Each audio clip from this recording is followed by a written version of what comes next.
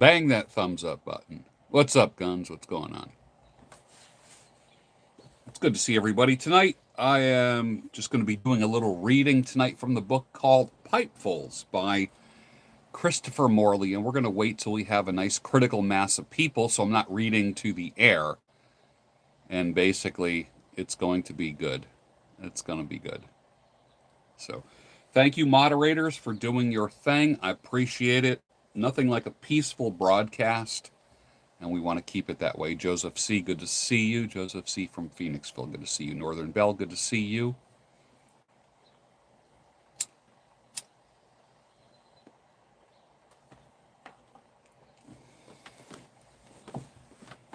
So tonight's reading is going to be from a book, and I'm going to announce it, in a few minutes after we get a critical mass of people, called Pipefuls by Christopher Morley. And it's got some of the original artwork in it. Now, it's not fancy artwork. It's not fancy.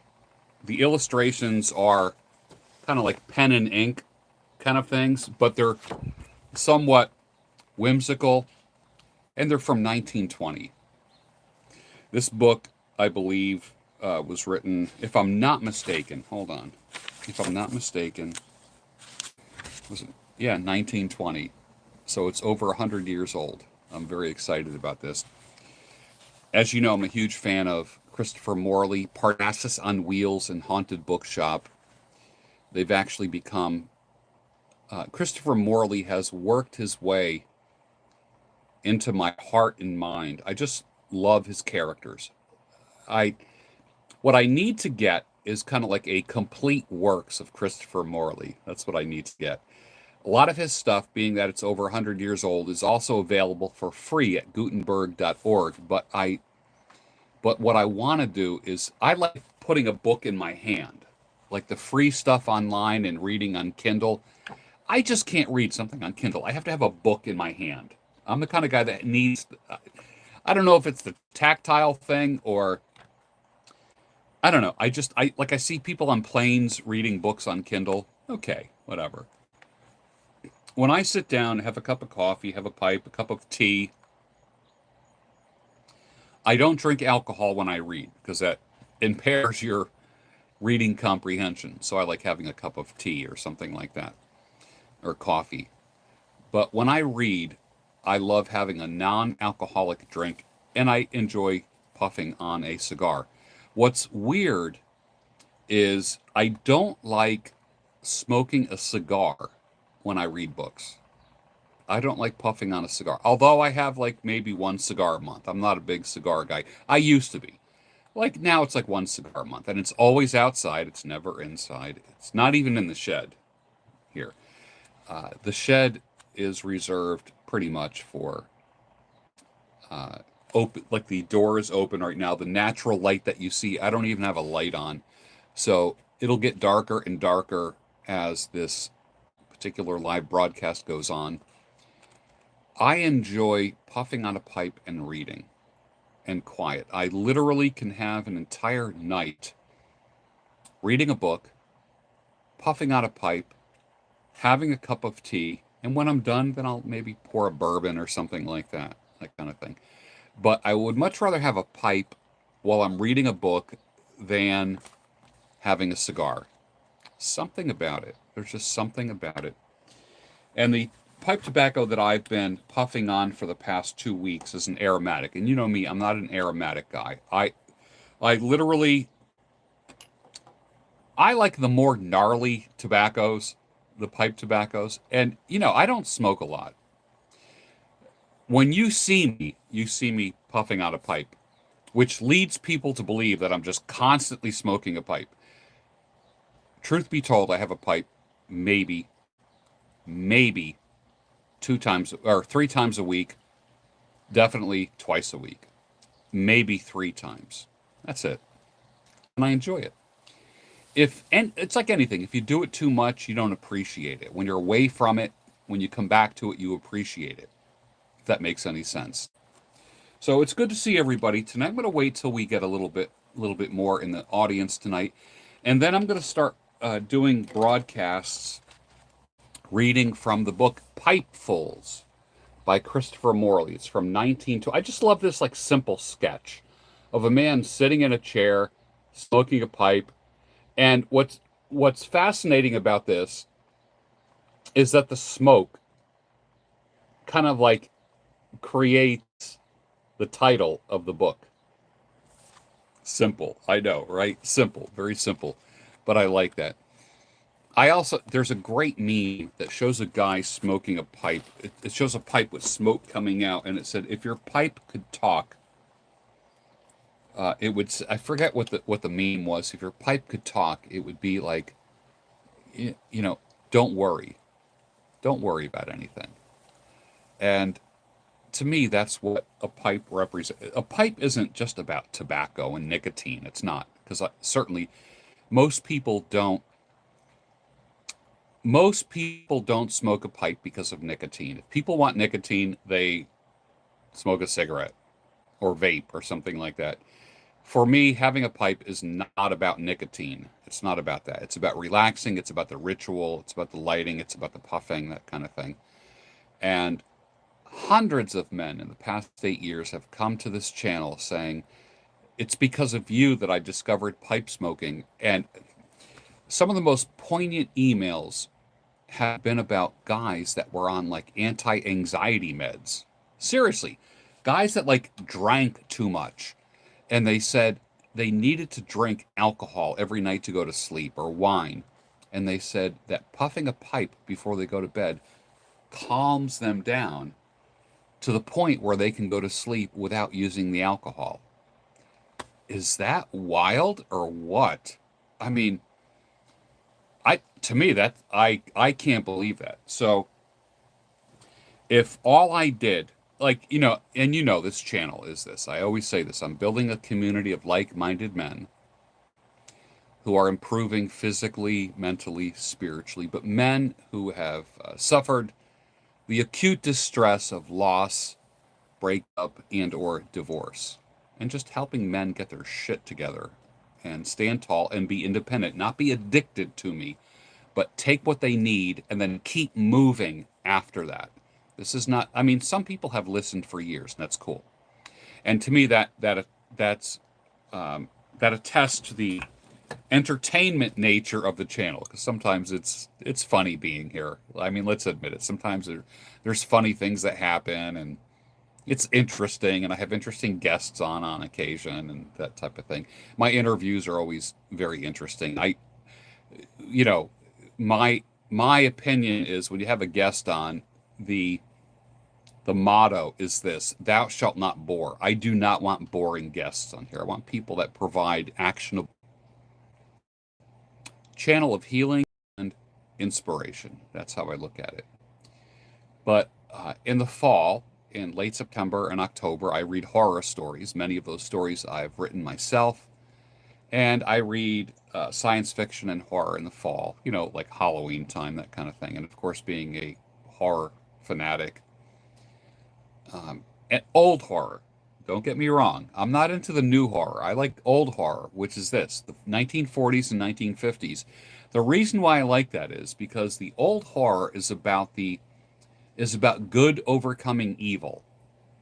It just doesn't, like modern horror movies, like there's just like a horrible scene and then it turns black and the movie ends and you're like, what the hell just happened? I never liked movies that just end. Although I did like The Sopranos when it just ended. It kind of like went black, that kind of thing. And I was like, what? What the hell happened here? But I enjoy good overcoming evil. So some people have said to me, I can't believe you're a Christian guy and you like horror. And I'm like, if you look at the horror from literally over a half decade ago, there's a whole different thing going on. There's a whole different thing. Not the same dynamic as modern horror and sci-fi. It's not. There's hope given to it. So, anyways, smoking a pipe, as I was saying earlier, Christopher Morley is the epitome of what I call pipe smoking genre, in the sense that when he, in his novels, he writes books where people smoke pipes.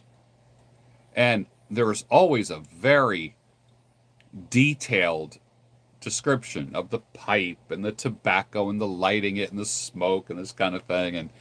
And of course, as I stated earlier, he loves to write about pipe smoking. But I can guarantee that when he wrote it, he was smoking a pipe, you know? And I always thought that was kind of cool. Christopher Morley died in 1957.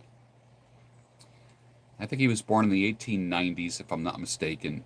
I think he was born in 1890 and lived till 1957. He was from this area here, the Philadelphia area, the Bryn Mawr area, just outside of Philadelphia. So he knows this area well, and I believe he was a professor, or his parents were professors at Haverford College, which is not far from me. So I think that's one of the things that I really enjoy about him is that he has a local connection. He ended up up in Long Island, and there's a Christopher Morley Park in Roslyn, New York. And the actual shed that he wrote his novels in, think about this, is on display. And it has a bunk bed, a desk, a fireplace, and all his implements where he wrote his books. Absolutely fascinating. Absolutely fascinating. Some people say if you can go back in time and meet anybody or have someone, a historical figure over for dinner, who would you have? That's an easy answer for me. It would be Christopher Morley. No doubt. I think everybody here, you have to read his first novel called Parnassus on Wheels. After that, you read The Haunted Bookshop. And you'll see exactly what I'm talking about. If you never enjoyed fiction before, you will thoroughly enjoy his writing. Thoroughly. Thoroughly. There's nothing complicated about it. It's real life stuff. And I think you'll really enjoy it. So tonight, I'm going to be reading through his book called Pipefuls. And it was his meditations, observations, and things about life. Some of them include local things in Philadelphia. Some of them include pipe smoking.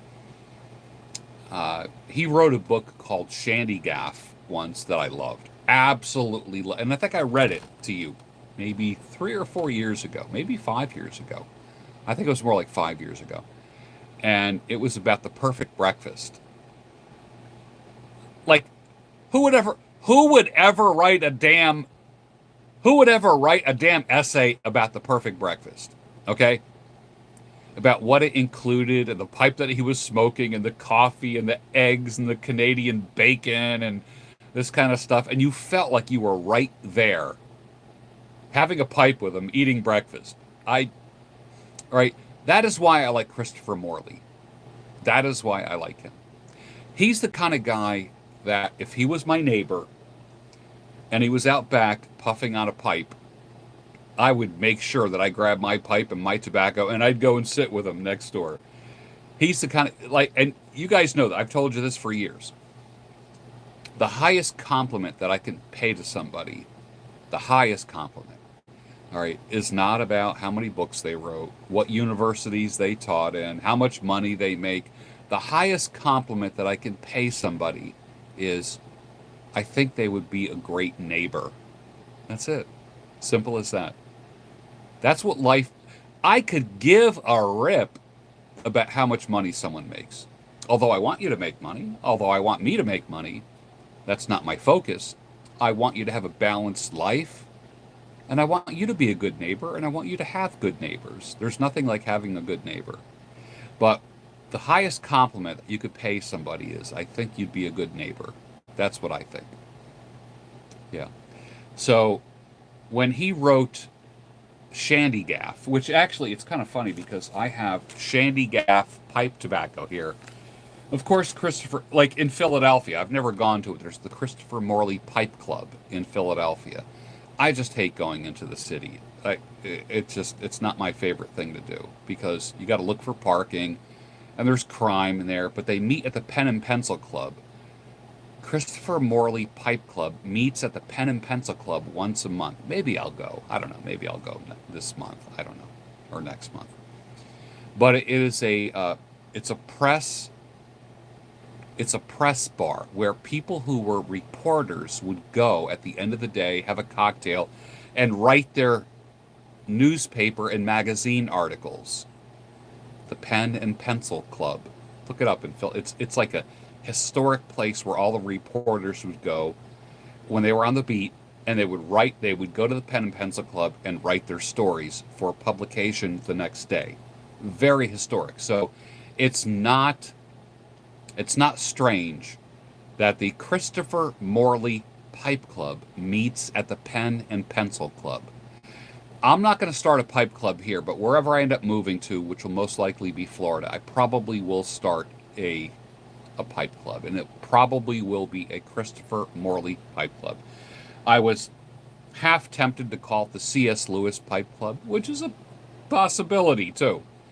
I might call it that because they already have a Christopher Morley Pipe Club here, and I don't know if it's copyrighted or whatever. But when I go to Florida, most likely will be either the Christopher Morley Pipe Club or the C.S. Lewis Pipe Club, where we meet once a month at a place where people can fire up, and we'll have a guest speaker, that kind of thing. So,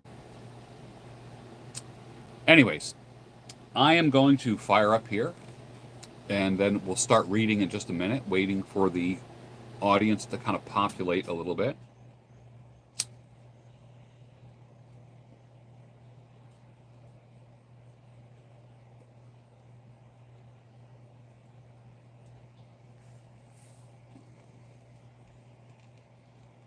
Tonight I'm smoking a mixture of Lane 1Q and BCA, Black Cavendish. Very aromatic. You know me.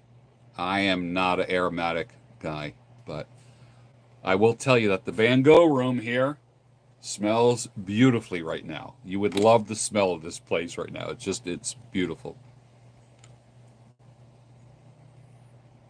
If you have your old grandfather's pipe, Bob Ballard, you have history in your hands.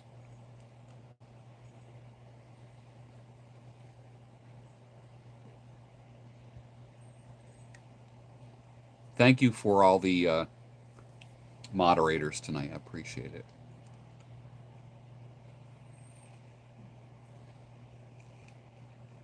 And we'll be on for, I don't know, maybe 30 or 40 minutes. I'll answer a few questions before I start reading. How can I stop making up excuses and make my life better? I always wanted to go to the gym and start eating healthier, but I always make up an excuse and don't do anything. Set the alarm. No one's coming to save you, bro. Nobody's coming to save you. Your life's not going to change.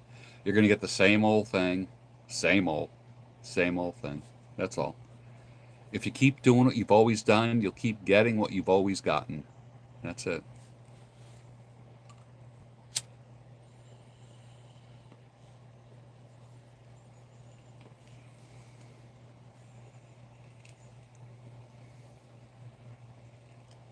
This is a pipe. This is a Savinelli 626. This was gifted to me by Dr. Alan Harrelson from the Pipe Cottage, probably 2 or 3 years ago.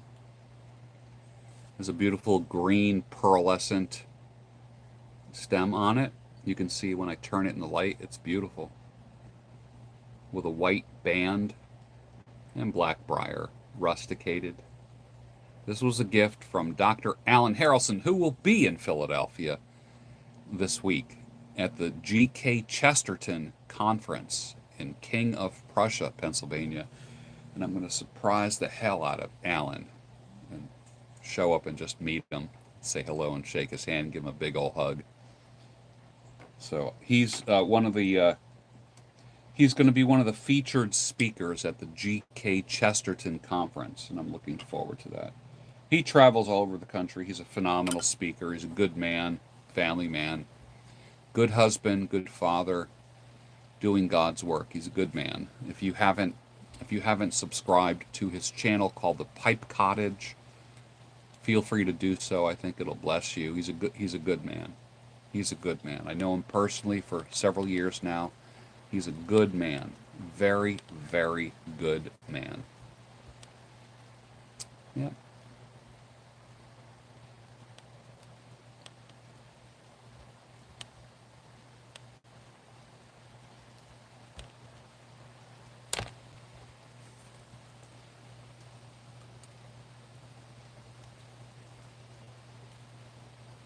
Oh, it's, guess what?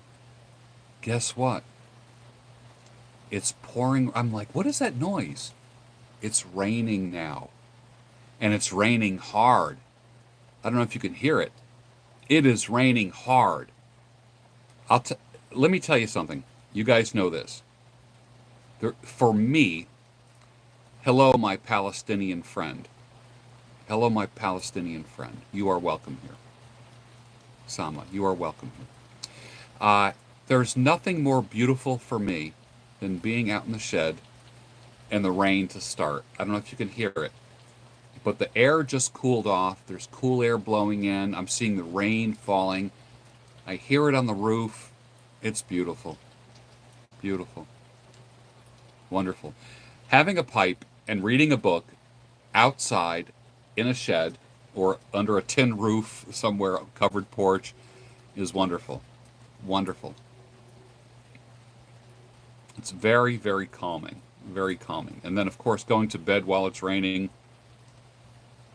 How can you beat that? How can you beat that?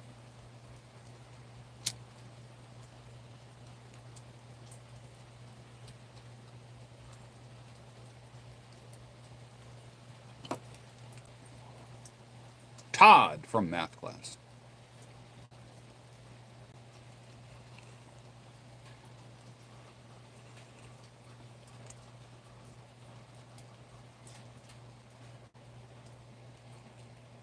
Summer rain is beautiful.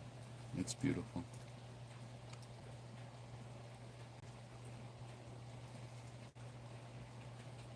Samuel from Liquid Metal. Good to see you, sir. You know, I've never taken a nap out here in the shed. Never. But I'm tempted to. It's a little hot these days to do that. But you know what? I wouldn't mind setting up a hammock in this shed and crashing out here. Although there's a lot of animals that might come in the I couldn't have the door open because there's too many raccoons, possums, foxes, deer, just like skunks. Uh, I couldn't do it. But with the door closed, you know what? I could because I have a ridge vent and two vents on each side, and there's a window behind this flag. There's a window that's open. Parents are doing fine. Dad is mentally, challenged right now. Cognitively challenged. Let me put it that way.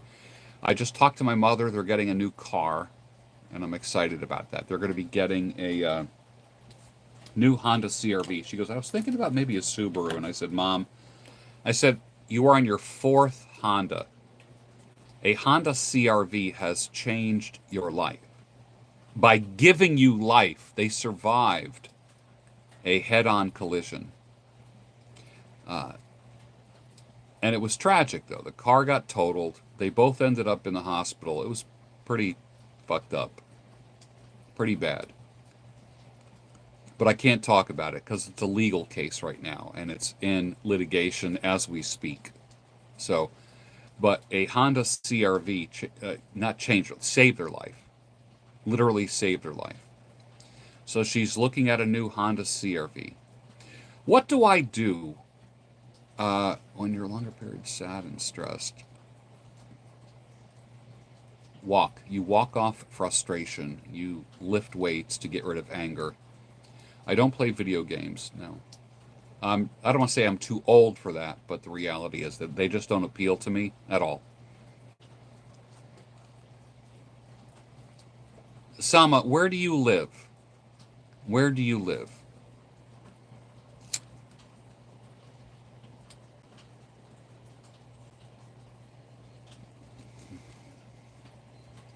Bob is in Canada. Big Phil, UK. Mark C says, are you Catholic? We got Kansas City.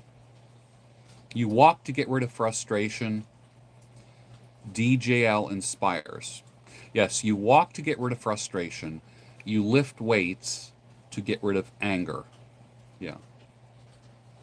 Dougie the Barber, good to see you. I'm always glad that you are here. I do cut hair 2 days a week, Thursdays and Saturdays. It's a great trade. My dad just gave me a haircut, although my hair is all messy right now. My dad gave me the most badass hair. I mean, just a great haircut this past week. Yes, Ted, someone suggested to me that my daughter might be playing me and the mother off of each other. That's a possibility, too. Don't put it past. What to do for sexual frustration? Walk. Walk. Sama from Sweden. Okay, good. I have a very good friend from Sweden. Her name is Jenny Lofgren. She was in the top 10 music artists in Europe, and she was one of my students for years here. And she's been on MTV. If you look up Jenny Lofgren, Lofgren, and I challenged her to take her music to the next level. And great voice, beautiful gal. And I coached her for a few years, and she became very rich. She now does musical scores for movies and TV series. And when she was younger, she was a pop music star in the top 10 in Europe. Jenny Lofgren. Wonderful gal. Walk to get rid of frustration, lift weights. Yep, you got it. Yep. What is my ethnicity? I'm a human being. That's what I am. I'm a human being. Ben Salem, PA. Oh, the rain will hit you. You're usually about 15 to 20 minutes after me. When it starts raining where I am in Conshohocken, you will get it in about 15 or 20 minutes. Chris Hodder, good to see you. Yeah, you were dying when my father was dancing while using the straight razor. He was doing the soft shoe, he said, the soft shoe. Yeah, that scared, like, it did scare the shit out of me. It did. It really scared. I'm like, holy shit, he's pulling out a razor on me. Do I do beard trims? 90% of my work is beard trims. Yes, I was a teacher in 5 colleges. And I spent 2 years in Norristown School District as a school counselor as well. Originally from Delco, but moved out to Bucks after he got married. Okay, Bucks County's nice. Rummy's World is with us. Good to see you, sir. Favorite cigar, Ashton 858.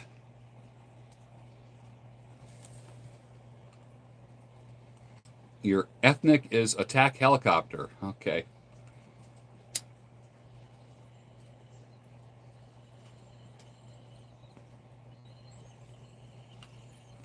And never chase a girl. No.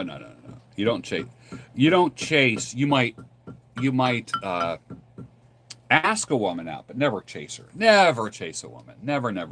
Because if a woman has genuine desire for you, the answer will always be yes. That's all I can say to you about that. And it's Miss Terry Cox. Good evening, George Pectoni, and all on the chat. Glad to hear the update of your parents. Definitely they should get a Honda. My Honda kept me safe when I had a recent run-in with a deer. Yeah. Honda is a very safe car. What can I say? I mean, it saved their lives in a front-end collision. What can I say? And that car got totaled. Absolutely totaled. So I'm going to start reading in a couple minutes. We're almost at the number that I want, the magic number. And I'm reading from Christopher Morley, Pipefuls. All right, now I'm just kind of saying hello to everybody and whatever. I started out with Lane 1Q mixed with BCA. Now I have Old Dark Fired in the pipe. And Margot's with us. Hello, Margot. Good to see you. And I'm sitting here drinking some seltzer water with some ice in it.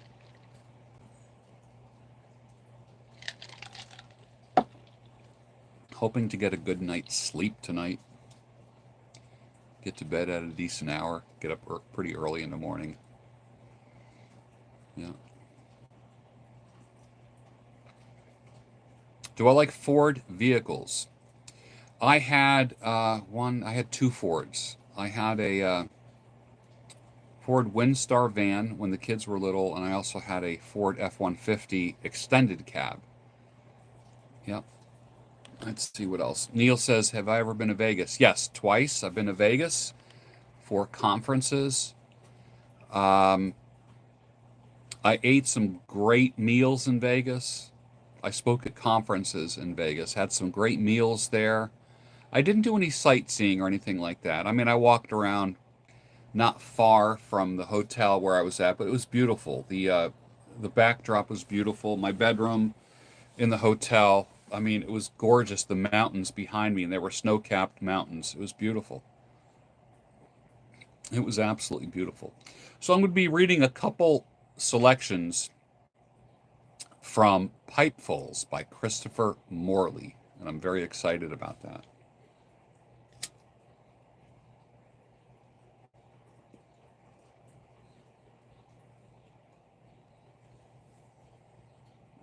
Welcome to all my friends from all over the world, Sweden, UK, Canada, all the different states. It's good to have everybody here. Good to have everyone here. Church of the Total Man will start up again right after the Daybreak show, and I'm going to be going through the book of Ecclesiastes. That's Wisdom of the Ages, that nobody will get offended by. Not that I care if people get offended, but the reality is it's just wisdom that everybody would benefit from, and that starts up again in the fall. John Hoover from Austin, Texas, but actually from Ukraine right now.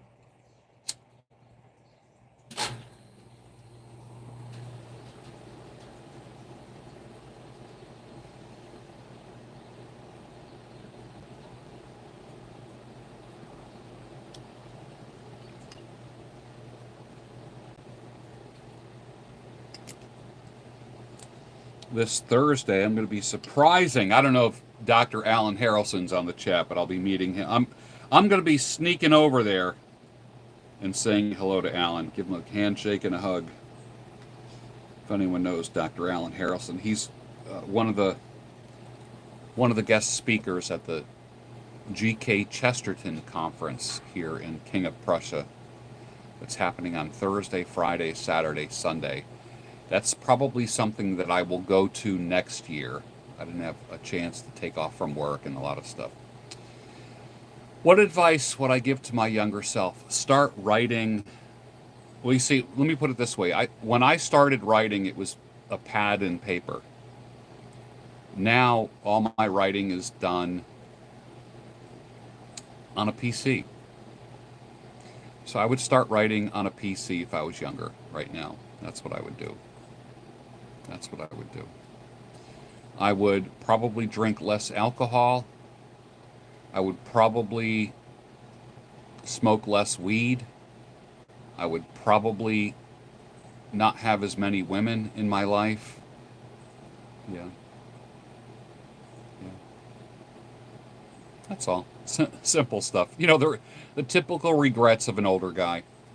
Some guys wouldn't consider that a regret, but I do. So.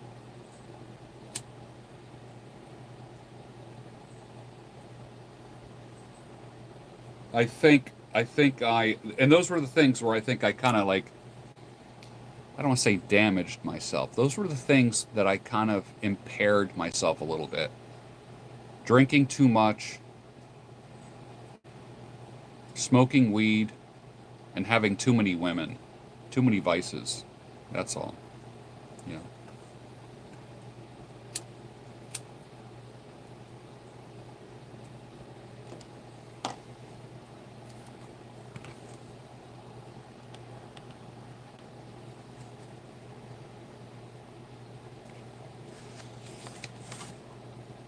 All right, I'm going to put on the light here so I can read.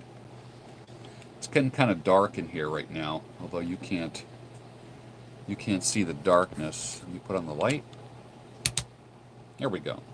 Let there be light. All right. So I'm going to read the preface to the book called Pipefuls by Christopher Morley. Like I said, the sketches, pen and ink sketches, are fantastic. So here's the preface to the book, and then I'll do a couple readings after that. So, and the sketch is a guy fishing. I think that's pretty interesting. I just love pen and ink sketches. Sir Thomas Browne said that Eve was edified out of the rib of Adam. This little book was edified, for the most part, out of the ribs of two friendly newspapers, the New York Evening Post and the Philadelphia Evening Public Ledger.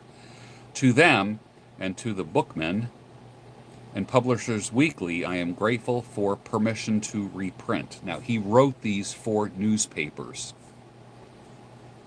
Tristram Shandy said, when a man is hemmed in by two indecorums and must commit one of them, let him choose which he will, and the world will blame him. Now it is one indecorum, and to let this collection of small sketches go out, as they do, unrevised, and just as they assaulted the defenseless reader of the Daily Prince and the other indecorum, would be to take fragments of this kind too gravely, and attempt by more careful disposition of their pallid members. I love his vocabulary. I normally don't read without having a dictionary next to me, because think about it, 100 years ago they used words that we don't use today, like the word pallid. When was the last time you used the word pallid? Pallid. The pallid members, to arrange them into some appearance of painless decrease. As Gilbert Chesterton said, G.K. Chesterton, I wish I could say on similar occasion, their editing used to be done with a blue that are old school writers. Everything was crossed out and corrected with a blue pencil. Or anything I can think of except dynamite. I love that. These sketches give me pain to write. They will give the judicious patron pain to read. Therefore, we are quits. I think, as I look over their slattern paragraphs of that most tragic house, it falls about 4 p.m. in the office of an evening newspaper, when the unhappy compiler tries to round up the broodings of the day and still get home in time for supper. And yet perhaps the will to live is in them, for they are not naked exhibit of the antics a man will commit in order to earn a living. In extenuation, it may be pleaded that none of them are so long that they may not be mitigated by an accompanying pipe of tobacco. So all of his editing was done while he was smoking a pipe. The first chapter in Pipefuls by Christopher Morley is called On Making Friends. This title is called On Making Friends. Considering that most friendships are made by mere hazard, how is it that men find themselves equipped and fortified with just friends they need? We have heard of men who asserted that they would like to have more money, more books, more pairs of pajamas. But we have never heard of a man saying that he did not have enough friends. For while one can never have too many friends, yet those ones that you have are always enough. They satisfy us completely. One never met a man who would say, I wish I had a friend who would combine the humor of A, the mystical enthusiasm of B, the love of donuts, which is the endearing quality of C, and would also have the habit of giving Sunday evening suppers like D. He's so funny. And the well-stocked cellar, which is so deplorably lacking in E. No, the curious thing is that any time, in any settled way of life, a man is generally provided with friends far in excess of his desert, that also in excess of his capacity to absorb their wisdom and affectionate attentions. There is some pleasant secret behind this, a secret that none is wise enough to fathom. The infinite fund of disinterested, humane kindness that is adrift in the world is part of the riddle, the insoluble riddle of life that is born in our blood and tissue. It is agreeable to think that no man, save by his own gross fault, ever went through life unfriended. Without that, no man has companions to whom he could stammer his momentary impulses of sagacity. There's a word that you don't use very much, sagacity. To whom he could turn in hours of loneliness. It is not even necessary to know a man to be his friend. Now that's interesting. It's not necessary to know a man to be his friend. One can sit at a lunch counter observing the moods and whims of a white-coated pie passer. A pie passer. Come on, that's funny. He just called somebody a pie passer. And by the time you juggled a couple of fried eggs, you caught some of the grasp of his philosophy of life, and seen the quick edge and tang of his humor, memorized the shrewdness of his worldly insight, and been as truly stimulated as if you spent an evening with your favorite parson. I will tell you, I was sitting in a diner 15 or 20 years ago, and a guy with kind of a scruffy beard, kind of a week long beard sitting next to me. And I noticed him a few times when I was in there. And we ended up sitting next to each other a few times. And just one day I said, "Hey, I see you here often." I go, "How you doing?" I said, "My name's George." And we shook hands, whatever. And we ended up meeting there on purpose. And it got to the point where I didn't even care what he did for a living. He was a guy, he's a little bit older than me. He's a little bit older than me. And I said, "So what do you do?" And he says, I make guitars. I said, "You make guitars?" I said, "Tell me about that." And he says, "Well, I've been making bass guitars for decades, and there's some of the most desirable bass guitars. They're used by all the top jazz musicians, some of the best rock and rollers in the world." I'm like, "Really? What's your company?" He said, "Ken Smith Basses." Anyone who knows music knows a Ken Smith bass guitar. I got to know Ken Smith. I was sitting at a breakfast counter with him for several years, getting to know Ken Smith, sitting next to me, having breakfast, drinking coffee. I didn't need to know what he did for a living. I knew nothing about Ken, but I considered him a friendly acquaintance. When I got to know what he did, and he also played the upright bass in a symphony orchestra, one of the largest orchestras in the Northeast, called the Southeast Pennsylvania Symphony Orchestra. He invited me to the orchestra one night, the symphony one night, and I enjoyed it so much. The next week, when I saw him, we were chatting, and he said, he says, "You're really personable. You're like good with people." He says, "Would you like to serve on the board of the symphony orchestra?" I said, "I would be honored to." So for 2 years, I sat on the board of directors of this large symphony orchestra where I became the host of the orchestra. I was kind of like the Ryan Seacrest of this orchestra.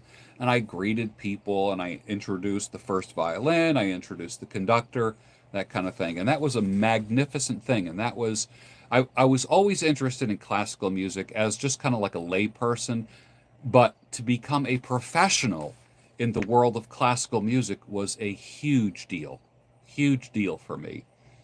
And I served for 2 years on the board of directors.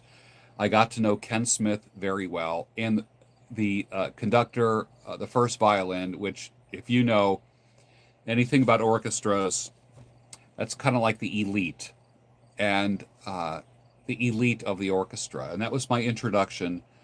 And it wasn't long after that that I took a course and became a certified orchestral conductor. How trippy is that? So I learned how to conduct an orchestra. I took a course on how to do that and became certified in orchestral conducting. This was, 20 years ago. That was just from eating breakfast at a diner at the breakfast counter. I knew nothing about Ken Smith. He is one of the most amazing bass guitar players, and he makes bass guitars out of exotic wood that he collected from all over the world. Some of the trees are extinct. They don't even grow anymore.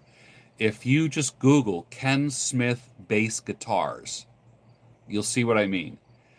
And if you just Google who plays Ken Smith bass guitars, all the top jazz musicians use Ken Smith bass guitars. The top rockers use his guitars. It's amazing, absolutely amazing.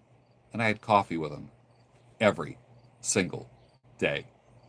But before I even knew that about him, he was a friendly acquaintance of mine. So I agree with Christopher Morley here.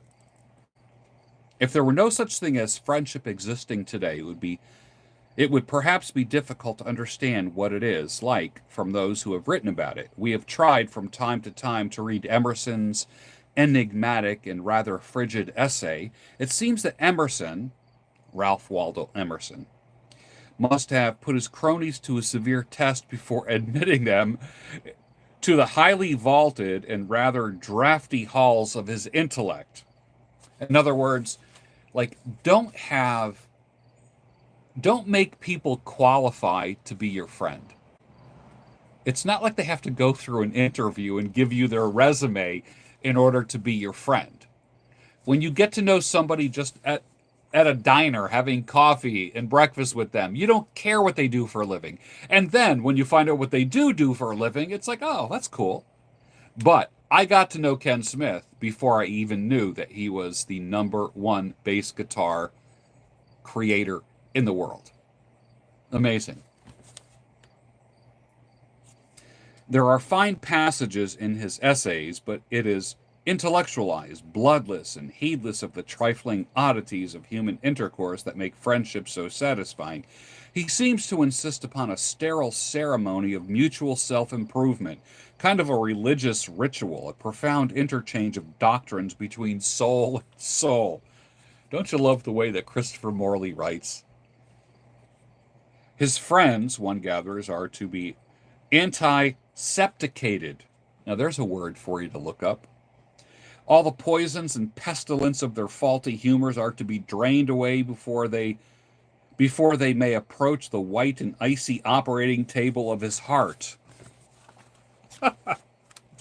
Come on, that's good writing. You got to admit, that's pretty good writing. He says, one rash personal relations with your friend, why go to his house?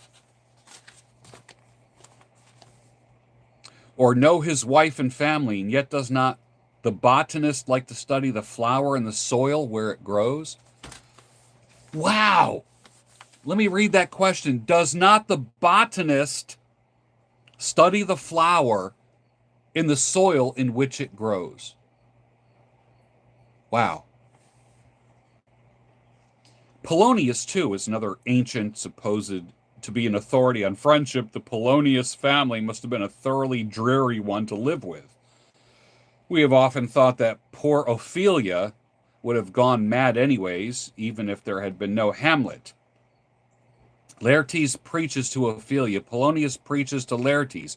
Laertes escapes by going abroad, but the girl had to stay at home. Hamlet saw that pithy old Polonius was a preposterous and orotund ass. Again, when you read Christopher Morley, it probably doesn't hurt to have a dictionary next to you. The friends thou hast, and their adoption tried, grapple them to thy soul with hoops of steel, was, we trow, to a necessary one in this case. It would need a hoop of steel to keep them neat in such a dismal old sawmonger. Friendships, we think, do not grow up in any such carefully tended and contemplated fashion. Emerson and Polonius suggest that. They begin haphazardly. Friendships begin haphazardly. As we look back on the first time we saw our friends, we find that generally our original impression was curiously astray. We worked alongside them. We consorted with them, drunk or sober. We've grown to cherish their delicious absurdities, have outrageously imposed on each other's patience, and suddenly we awoke to realize what had happened. We had, without knowing it, gained a new friend. In some curious way, the unseen borderline had been passed. We had reached the final culmination of the Anglo-Saxon regard where two men rarely look at each other straight in the eyes because they're ashamed to show each other how fond they are of each other. We had reached the fine flower and ultimate test of comradeship, that is, when you get a letter from one of your quote-unquote best friends, you know you don't need to answer it until you get ready to. Emerson was right in saying that friendship can't be hurried. It takes time to ripen. It needs a background of humorous, wearisome, or even tragic events shared together, a certain tract of memories shared in common so that you know your own life and your companions have really moved for some time in the same channel. It needs interchange of books, meals together, discussion of one another's whims with mutual friends to gain a proper perspective. It is set in a rich haze of half-remembered occasions, sudden glimpses, ludicrous pranks, and unsuspected observations, midnight confidences when heart spoke to candid heart. The pen and ink drawing is that. Friends, getting to know each other at a restaurant. The soul preaches humility when it realizes, startled, that it had won a new friend, knowing what a posset of contradictions we all are. It feels a symptom of shame at the thoughts that our friend knows all of our frailties and yet thinks us worthy of affection. Wow. Let me just read that to you again. There's a symptom of shame at the thought that our friends know all of our frailties and yet think us worthy of affection. That is a true friend, isn't it? Someone that knows your faults, but yet still is affectionate for you. We've all had shamefast indeed, for whereas we love ourselves in spite of our faults, our friends often love us even on account of our faults. Oh my gosh, that's worthy of repeating.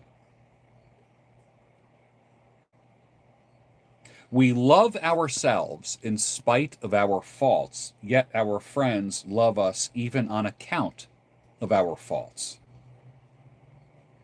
The highest level to which attachment can go. And what an infinite appeal there is in their faces. We grow to cherish, how we grow to cherish those curious, fleshy little cages so oddly sculptured, which enclose the spirit within. To see those faces bent unconsciously over their tasks, each different, each unique, each so richly and queerly expressive of the lively and perverse enigma of man, is a full education in human tolerance. Friendship is an education in human tolerance. Wow. I told you were in for a treat with this. And we're going to wrap it up here. Privately, one studies his own ill-modeled vasimony, there's a word that I never heard, to see if by any chance it bespeaks the emotions he inwardly feels. We know, as Hamlet did, the vicious mole of nature in us, the overgrowth of some complexion that mars the purity of our secret resolutions, yet our friends have passed over it, have shown their willingness to take us as we are. Wow. In spite of our secrets, our friends take us as we really are. Can we do less than hope to deserve their generous tenderness granted before it was earned? Wow. The problem of education is twofold. First, to know, then to utter. Every man knows what friendship means, but few can utter the the complete frankness of communion, based upon full comprehension of mutual weakness, enlivened by a happy understanding of honorable intentions that are generously shared. When we first met our friends, we met with bandaged eyes. Holy cow. When we first met our friends, we met them with bandaged eyes. We did not know what journeys they have been on, what winding roads their spirits have traveled, what ingenious shifts they had devised to circumvent the walls and barriers of the world. We know these now. For some of them, they have told us. Others we have guessed. We have watched them when they little dreamed it, just as they have done with us. Friendship is a give and take. Every gesture and method of their daily movement have become part of our enjoyment of life. Not until time comes for saying goodbye will we ever know how much we would have liked to have said. At those times, one has to fall back on shrewder tongues. You remember Hilaire Belloc when he says, "From quiet homes and first beginning, out to the undiscovered ends, there's nothing worth the wear of winning but laughter and the love of friends." Christopher Morley, his essay called On Making Friends, from the book Pipefuls. Did you enjoy that? What did you notice about that? What did you notice about that essay? It's different than what's written today, right? The vocabulary is different. It's absolutely magnificent. Like I said, you don't read Christopher Morley without having a dictionary by your side. So for the rest of the summer, I'll be reading essays from Christopher Morley's Pipefuls. I hope you enjoyed that. What time is it now? It's almost time to end. I hope you enjoyed it. Was there anything in that essay that jumped out at you? Was there anything that spoke to you about friendship today? Every time I read Christopher Morley, I feel like my IQ goes up a couple points because he expresses things that I could never get out of me. We accept a friend before we know anything about them. That is amazing. If you had to interview people and look at their resume before you accepted them as a friend, guess what? You would have no friends. C.S. Lewis, who is kind of like a tie for #1 author with Christopher Morley, C.S. Lewis says, true friendship happens when one person says to another, "Wow, you too?" Hope you enjoyed that. And I'll take any comments that you have. Sama says, "I love the meaning. You don't need to know a person to be their friend." Yes, that's true. That is true.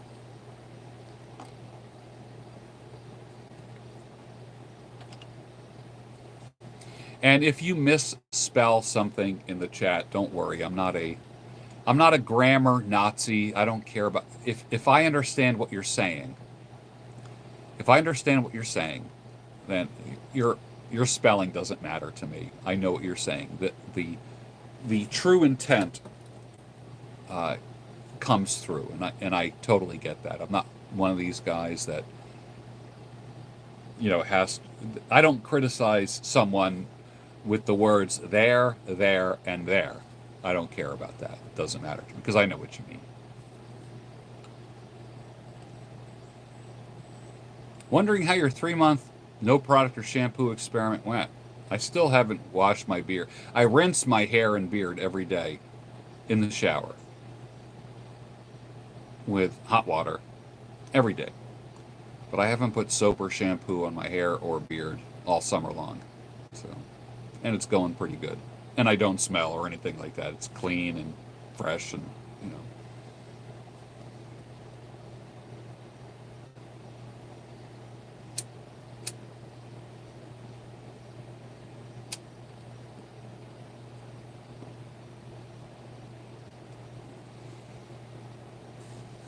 Elena says, I love the emphasis on quality over quantity.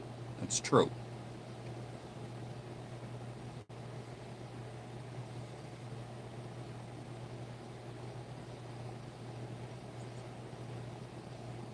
Do I brush my beard? Yes, I do. I brush it.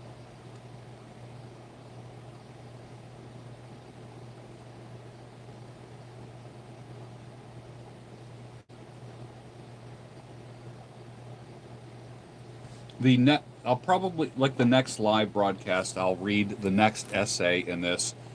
And the title of the next one is called Thoughts on Cider, like apple cider.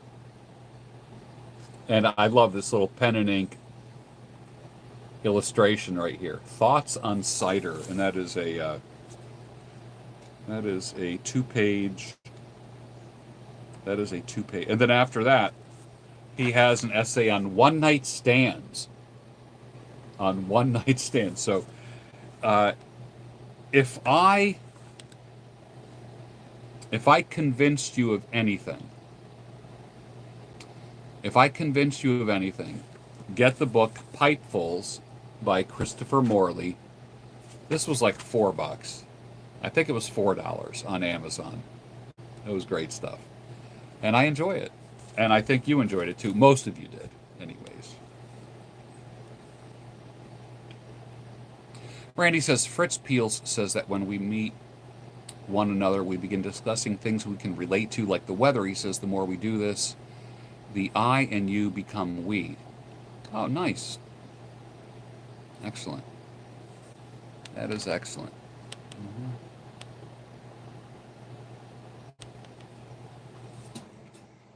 And you get to read it through me. That is true.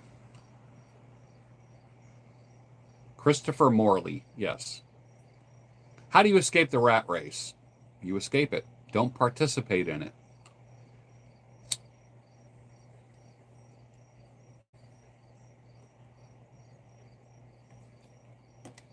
Month 7 of a year. Is a boar brush still okay for spreading the oils? Yes, it is. It's perfect for that. How long of a beard until a boar brush is too hard on the hair? You can use that forever. And I will be here tomorrow to read the next essay. Yes.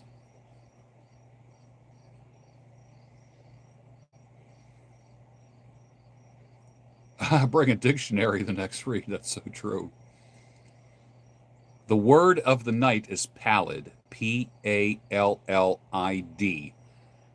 Someone look that up real quick. Pallid. What does pallid mean? See, I'm making you work.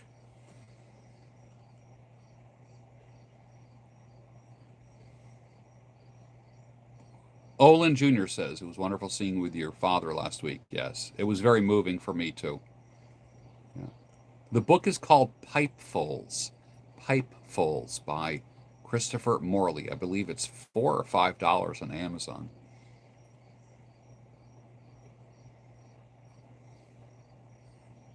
John Hoover says, if you win the rat race, you're still a rat. Yeah. Michael from San Diego, good to see you.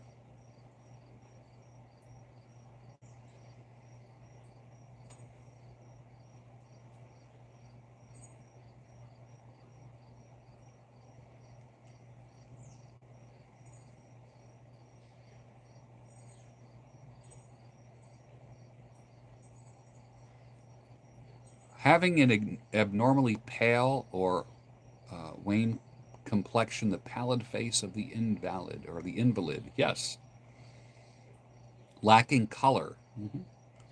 Do I still use Grandpa's pine tar soap? I haven't. I haven't. I haven't used anything on my beard in several months.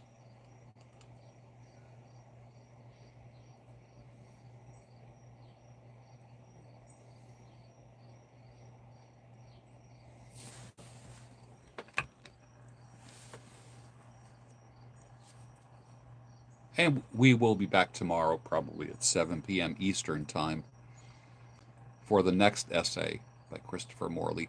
And this will probably take us through the summer. You know, I always like to read to you. Come fall, we start reading sci fi and horror. and that kind of stuff.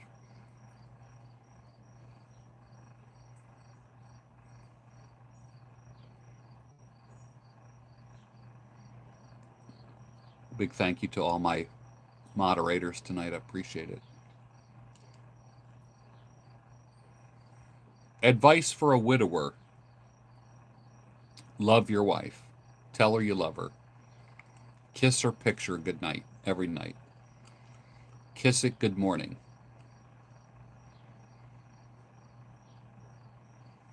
And she wants the best for you, Ken. Your your late wife wants the best for you. She wants you to move on. She wants you to succeed.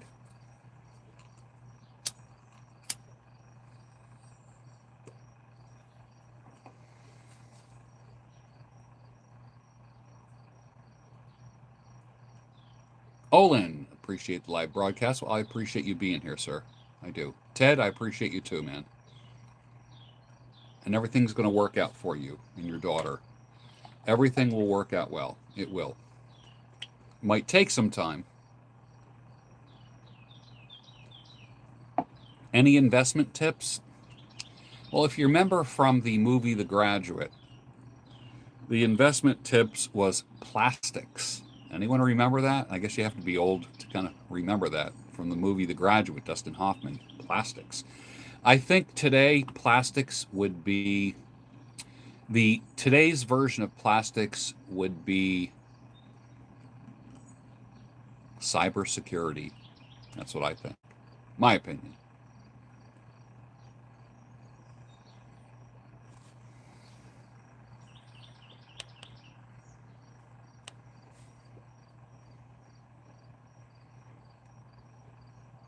Mr. Kapur, what advice do I give to someone with no skills?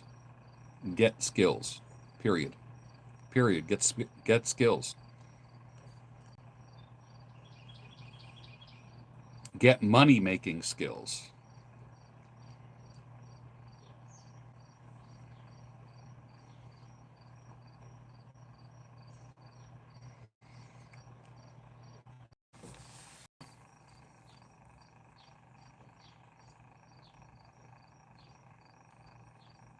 All right. It's been a great night. Thank you for joining me. Come back tomorrow night. Same thing, and I'll be reading from Christopher Morley again, and we'll be discussing a little bit and maybe some words that you never used before. So you'll increase your vocabulary, get a little laugh, and maybe get inspired to write a little bit. So have a great night, and I'll see you tomorrow night, same time, 7 o'clock Eastern Time here. Good night.